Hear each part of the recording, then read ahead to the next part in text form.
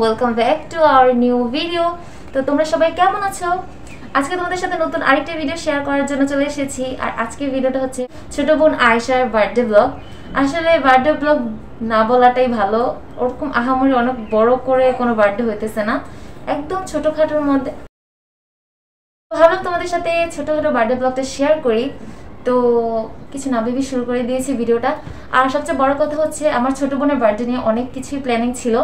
মানে ভাবছিলাম যদি আব্বু আম্মু না করে আমি নিজেই আমার বাসায় ওকে নিয়ে এসে তারপর বার্থডেটা করব, বাট আম্মু বলছে আম্মুই করবে বার্থডেটা। তো যার কারণে আর আমি আমার বাসায় জিনিসটা করি নাই।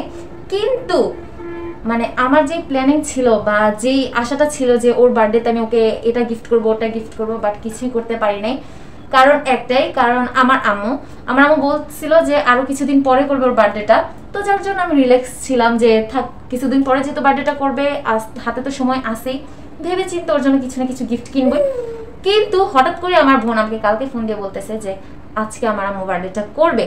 তো যার কারণে ওরকম সময়ও পাই নাই, তো যা পারছি তাই ওকে গিফট করতেছি। জানি না ও খুশি হবে কিনা, বাট সময়ের জন্য যেটা করতে চাইছি সেটাই হয় নাই। তো যাই হোক, ছোট মানুষ যেটা দিব সেটাই খুশি হবে। তো নেক্সট বার্থডেতে আশা করি অনেক ভালো কিছুই দিব, আর সেগুলো তোমাদের সাথে অবশ্যই তখনই শেয়ার করব। আর এখন তো যা দিতেছি সেটাও শেয়ার করব। তো আর আসলে সবচেয়ে বড় মেইন কথা হচ্ছে আমি আজকে যে জিনিসটার জন্য বেশি এক্সাইটেড সেটা হচ্ছে আজকে আমার আম্মুর হাতের ভুনা খিচুড়ি খাবো আমি অনেক দিন পর। আম্মু আসলে জিজ্ঞেস করতেছিল যে আয়শার বার্থডে উপলক্ষে তোমরা কি খাবা।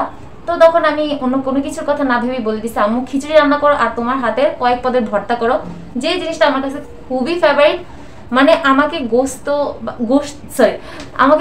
আচ্ছা আমি আবার এই লাইনটা বলি, আমাকে গোশত মাংস বিরিয়ানি এগুলো কোনো কিছুই টানে না। সবচেয়ে বেশি যে জিনিসটা টানে সেটা হচ্ছে আমার আম্মুর হাতের খিচুড়ি আর ভর্তা। আর সবচেয়ে বেশি দুই রকমের খিচুড়ির মধ্যে পাতলা খিচুড়িটা আমার সবচেয়ে বেশি পছন্দ আম্মুর হাতের। মানে আমার আম্মু পাতলা খিচুড়ি রান্না করলে আমার কথা মনে পড়ে। তো যাই হোক, আম্মুকে আমি বলে দিচ্ছি যে খিচুড়ি আর ভর্তা করো, যেটা খাওয়ার জন্য আমি আসবো।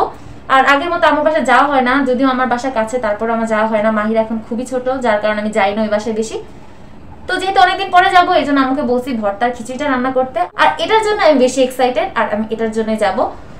তো আজকের ভিডিওটা তোমাদের সাথে অনেক ছোটখাটোই করব, আর পুরো ব্লগটা করার পর বুঝতে পারবো ছোট হবে না বড়। আমার আম্মুর বাসায় ওরকম কেউই ক্যামেরা ফেস না, তো যার কারণে আমি হয়তো সবাইকে দেখাতে পারবো না। তো যাই হোক, ছোটখাটোর মধ্যে তোমাদের সাথে ব্লগটা শেয়ার করার চেষ্টা করব। তো অবশ্যই ভিডিওটা স্কিপ না করে পুরো ভিডিওটা দেখবা, আশা করি তোমাদের ভালো লাগবে।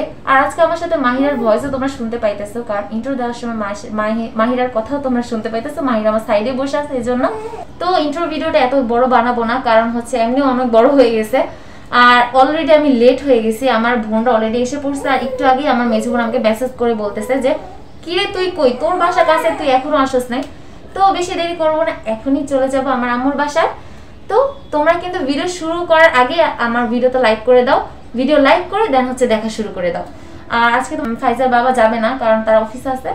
আমি আর ফাইজা আর মাহিরা মিলেই যাবো। তো এরপর আমি এখানে মাহিরাকে রেডি করে ফেলছি। মাশাআল্লাহ মাশাআল্লাহ, তোমরা কিন্তু মাহিরাকে কেমন লাগতেছে অবশ্যই কমেন্ট করে জানাবা, অ্যান্ড মাশাআল্লাহ তো বলতে ভুলবাই না, ঠিক আছে। আর এদিকে আমি ফাইজাকেও রেডি করে ফেলছি। ফাইজার মাহিরা আজকে একই রকম জামা পরছে, যেহেতু অনেক গরম পড়ছে যার কারণে আমি ওদেরকে কোনো ভারী ড্রেস পরাই নাই, একদম হালকা পাতলা একটা ড্রেস পরিয়ে দিয়েছি দুইজনকে। দুই বোনকে কেমন লাগতেছে অবশ্যই কমেন্ট করে জানাবা। মাশাআল্লাহ, আমার দুইটা পাখি, আল্লাহ যেন ওদেরকে সবসময় ভালো রাখে। এরপর আমি রেডি হয়ে গেছি। আমি তো অ্যাজ অলওয়েজ বোরকা পরি, এখানে আর আমার রেডি হওয়ার কিছু নেই। আর এরপর আমি গিফটটা নিয়ে বের হয়ে পড়েছি আম্মুদের বাসার উদ্দেশ্যে। আর এদিকে ফাইজাই গিফটটা নিয়েছিল, কারণ আমি মাহিরাকে কোলে নিয়ে প্লাস হচ্ছে হাতে ফোন, এর জন্য আমি ফাইজার হাতেই গিফটটা দিয়ে দিয়েছি। আর ফাইজা গিফটটা নিয়ে ও নানার বাসার দিকে হাঁটা দিয়েছে। আর দেখো বাহিরে এত পরিমাণ রোদ, কি আর বলবো।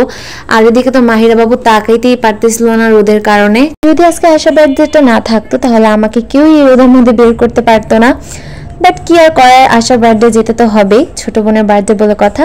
আর এদিকে দেখো ফাইজা তো খুশি খুশি চলে যাচ্ছে যে সে আয়শাকে গিফটটা কখন দিবে। বাট আমি বলতেছিলাম ওর সাথে যে এখন গিফট দেওয়া যাবে না, আগে কেক কাটবে দেন হচ্ছে গিফট দিব। তো এটা বলতে বলতে আমরা মামে পৌঁছে গেছি আমার আম্মুর বাসার সামনে। আমার আম্মুর বাসা অনেক কাছে, প্রায় 5 মিনিট লাগে এরকম।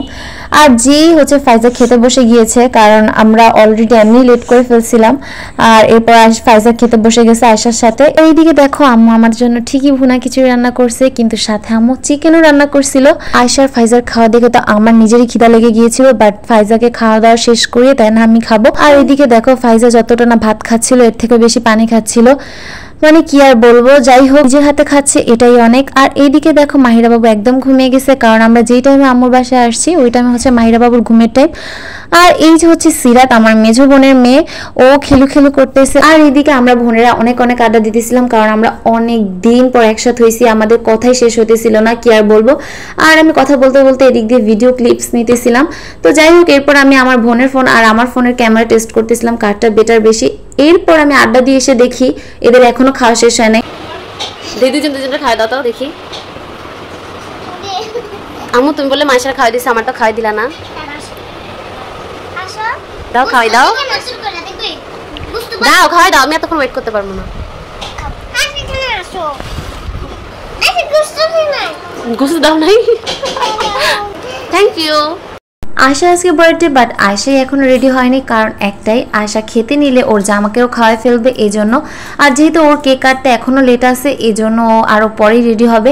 আর এইদিকে ফাইজা তো ওর খাবার একদমই শেষ করতে পারতেছিল না, যার কারণে শেষমেশ আমি ওকে খাওয়াই দিতেছিলাম, কি আর করব। আর এইদিকে তো আমি ভিডিওটা খুব দ্রুত করে দিয়েছিলাম, যার কারণে মনে হচ্ছিল যে ফাইজাকে খাওয়াতে অনেক দ্রুত হয়েছে, বাট ওকে খাওয়াতে না হলেও আমার 2 ঘন্টা টাইম লাগছে।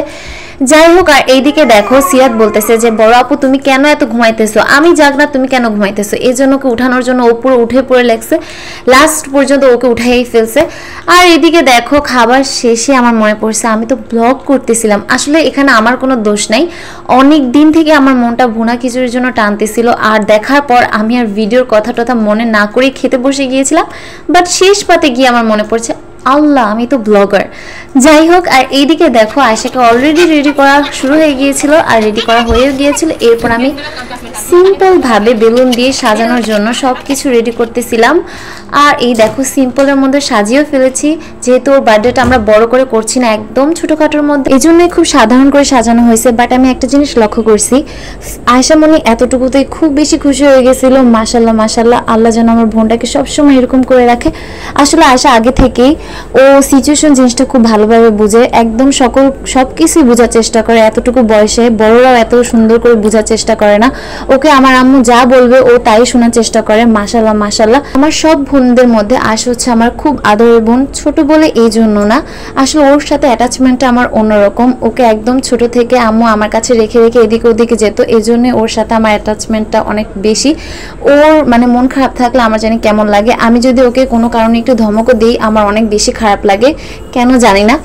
এরপর হচ্ছে আয়শা দেখো কেক টেক কাট করে ফেলছে, আর এদিকে ফাইজা ওকে খাওয়া দিছে, ও ফাইজাকে খাওয়া দিছে। এরপর আম্মু আর কি কেকটা কাট করে সবাইকে দিতেছিল, ফার্স্ট ওদের দুজনকে দিছে কারণ ওরা হচ্ছে সবচেয়ে ছোট আমাদের। আর এদিকে আয়শা কেক খেয়ে কি বলে,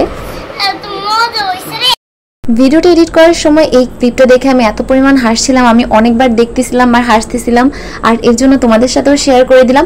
এরপর আম্মু আমাকেও আমার কেকটা দিয়ে দিছে, আমিও খেয়ে নিচ্ছিলাম। আর এদিকে ফাইজার অবস্থা দেখো, কি আর বলবো, একদম নাক মুখ ভরে ফেলছে খেতে খেতে। কেক কাটার পর্ব তো শেষ, এবার হচ্ছে গিফট দেওয়ার পর্ব। এদিকে ফাইজার গিফটটা দিয়ে দিছে অলরেডি। ফাইজার গিফট মানে হচ্ছে আমার গিফট, আমার গিফটই হচ্ছে ফাইজার গিফট। আর আয়শা খুলতেছিল, আমি তো তখনও পর্যন্ত অনেক ভয় পাইতেছিলাম যে আয়শার পছন্দ হবে কিনা, বাট যাই হোক যা দিছি গিফট তো গিফটই, যাই দিব তাই পছন্দ। কিন্তু ও গিফটটা খুলে যখন চিপস চকলেট দেখছে ওর বলে একটা উক্তি করে, এন্ড দেন যখন ও বাকি গিফটসগুলো খুলে তখন ওর পছন্দ হয়েছে। তোমরা দেখেই নাও কি করে, রং পেন্সিলটা পেয়ে বেশি খুশি হয়ে গেছে, ওর এক্সপ্রেশন দেখে তোমরা বুঝেই গেছো যে ও কি পরিমাণ খুশি হয়ে গেছিল। আর এর আগে তো দেখছি ওকে আমি একটা ওয়াটার পটও দিছিলাম, আসলে ও মাদ্রাসায় যায় তো এর জন্য আমি ওকে একটা ওয়াটার পট দিয়েছি যেন ওটা ওর কাজে লাগে। এরপর হচ্ছে ওকে একটা আমি হেয়ার ব্যান্ড দিই, যেটা ও বের করতেছিল যেহেতু ওর বার্থডে, এন্ড এর জন্য ওকে আমি একটা হেয়ার ব্যান্ড দিয়েছি, যেন ভাবছিলাম এটা আগে পরাবো, বাট যেহেতু গিফট পরে খুলছে এর জন্য কিছু করার নেই, ও এখনই পরে নিছে। এগুলোই আমি দিছিলাম, আর সাথে কিছু চকলেট চিপস এগুলোই দিছিলাম, যেহেতু ছোট মানুষ এই জন্য।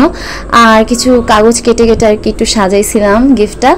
আর এদিকে দেখো, এই লেটারটা আমার ফাইজা মনি আয়শার জন্য লিখছে। আসলে ওকে আমি হেল্প করছিলাম, ও এখন ওরকম লেখালেখি করতে পারে না, মাত্র শিখতেছে, আস্তে আস্তে শিখে যাবে, হয়তো নেক্সট বার্থডেতে ফাইজা নিজেই কার্ড তৈরি করতে পারবে। তো এখানে আমরা আয়শাকে বারবার বলতেছিলাম যে কার্ডটা পড়ে শোনাও, কিন্তু ও কেন জানি এত লজ্জা পাইতেছিল, কি আর বলবো। তো এরপর ও আমার মেজো বোন মিমের গিফটটা খুলতেছিল। আসলে আমরা দুইজনের সময়ের জন্য ওরকম কিছুই করতে পারিনি যেটা ভেবে রাখছিলাম। আসলে আগে থেকে কোনো কিছু ভেবে রাখলে সেরকম একদমই কিছু হয় না। আসলে ভুলটা আমারই ছিল, আমার আগে থেকে গিফটটা কিনে রাখা উচিত ছিল, তাহলে ওকে হয়তো আরও বেশি খুশি করতে পারতাম। যাই হোক, ও এতেই অনেক খুশি হয়ে গেছে, ওর ফেস দেখলেই তোমরা বুঝতে পারবা। তো এরপর কেক টেক কাট করে গিফট টিফট দিয়ে আমরা বাসায় চলে আসছিলাম, কারণ অনেক রাত হয়ে গেছিলো আর আমরা একা একা বাসায় ফিরছিলাম, যার কারণে আমি তাড়াহুড়ো করে ওদেরকে নিয়ে চলে আসছিলাম, আর বেশিক্ষণ থাকি নাই রাত্রে। তো এটাই ছিল আয়শার বার্থডে ব্লগ। জানি না তোমাদের কেমন লাগছে, অবশ্যই কমেন্ট করে জানাবা। তো আজকের ভিডিওটা এই পর্যন্ত। সবাই ভালো থাকো, সুস্থ থাকো, টেক লাভিং, টেক সাপোর্টিং। আল্লাহ হাফেজ।